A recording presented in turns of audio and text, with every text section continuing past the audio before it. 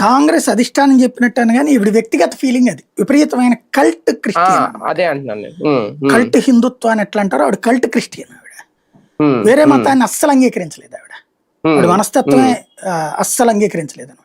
మొన్న కూడా వాళ్ళ పిల్లవాడి పెళ్లి హిందూ సాంప్రదాయంలో చేశారని చెప్పి చివరిలో అడిగితే లేదు మేము క్రిస్టియన్ సాంప్రదాయంలో చేశామని చెప్పింది. పెళ్లి విజువల్స్ చూస్తే హిందూ సాంప్రదాయంలో కనబడుతుంది. ఇంకోటి మన రాష్ట్రంలో మన దేశంలో విచిత్రం ఏంటంటే మన దేశంలో ప్రజల్ని మత మార్పిడి చేశారు, కానీ క్రైస్తవం హిందుత్వం వైపు టర్న్ అయిపోయింది. అంటే మతమే హిందుత్వం వైపు టర్న్ అయిపోయింది.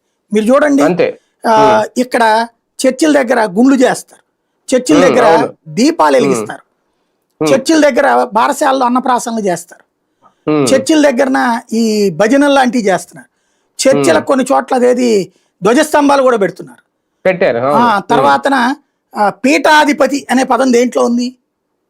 వాళ్ళ సంబంధించినటువంటి మత ప్రబోధకుడు, పెద్ద మత ప్రబోధకుడిని పీఠాధిపతి అని పిలుచుకుంటారు వాళ్ళు. అమెరికాలో ఉంది ఎట్లా పీఠాధిపతి, అమెరికాలో ఉంది ఎట్లా గుండు కొట్టించడం, అమెరికాలో ఉంది ఎట్లా మొక్కులు చేసుకోవడం. అంటే మన సైడ్ ఒక కొత్త కొత్త వింతలు కాదు. ఇక్కడ సమస్య ఏంటంటే అక్కడ ఉన్న విధానం అయితే ఇక్కడ చాలా మంది హిందువులు మారిన వాళ్ళు కూడా వెనక్కి వెళ్ళిపోతారు మళ్ళీ. అందుకని క్రిస్టియానిటీనే హిందుత్వం వైపు కన్వర్ట్ చేస్తున్నారు వీళ్ళు. తద్వారా